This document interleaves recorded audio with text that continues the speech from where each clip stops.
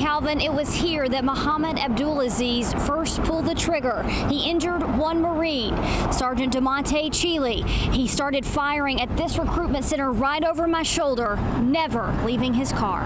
The attack started here on Lee Highway, continued to Amnicola Highway. We talked to Tim White, the commanding officer at the Reserve Center, Amnicola Highway. He told us exactly what he saw and what he did that day.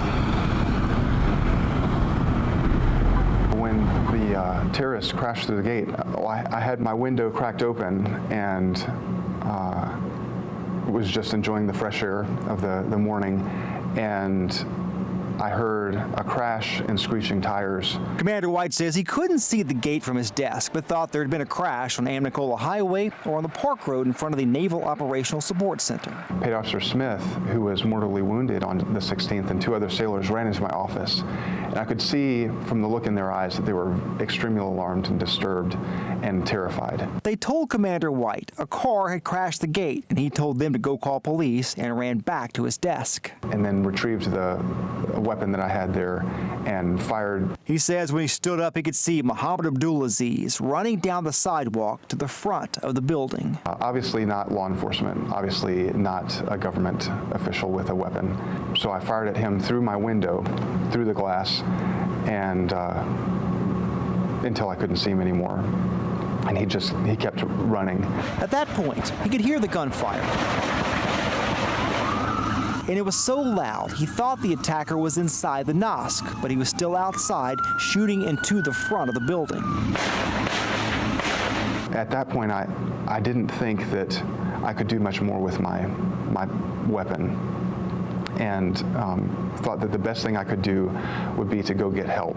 He tried to kick open his window, but that didn't work. I ended up having to reach down and crank it open, and I think God used that to spare my life because he was still outside of the building shooting into the building, and if I would have been able to get out immediately, he still would have been outside and probably would have seen me and shot me there. I reached down, opened the window, jumped out of my window, and then ran to the front gate, through the front gate, and as I was getting through the front gate, Officer Sean O'Brien was just coming from the back of his car where he had his rifle. Commander White says Officer O'Brien told him to get behind his car and they waited there for backup. 4 Marines and a Navy sailor were killed in that attack.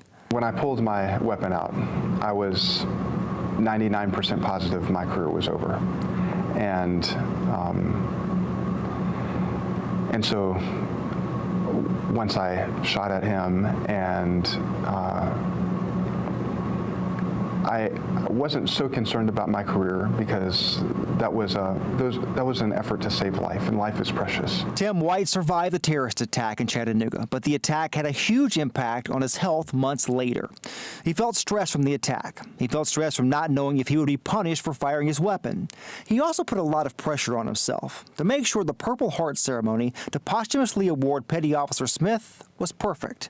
All that stress made him very sick. Part of that sickness and stress caused me to get a blood clot, and then that broke off and went into my lungs, and I ended up in the hospital. Could have died from that. Commander White is doing better now. He's working to do a better job of handling stress in all areas of his life, but also from that July day that he will never forget. Since July 16th,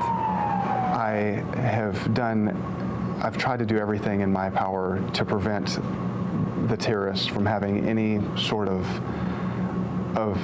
victory in that attack. He murdered 5 great men that day.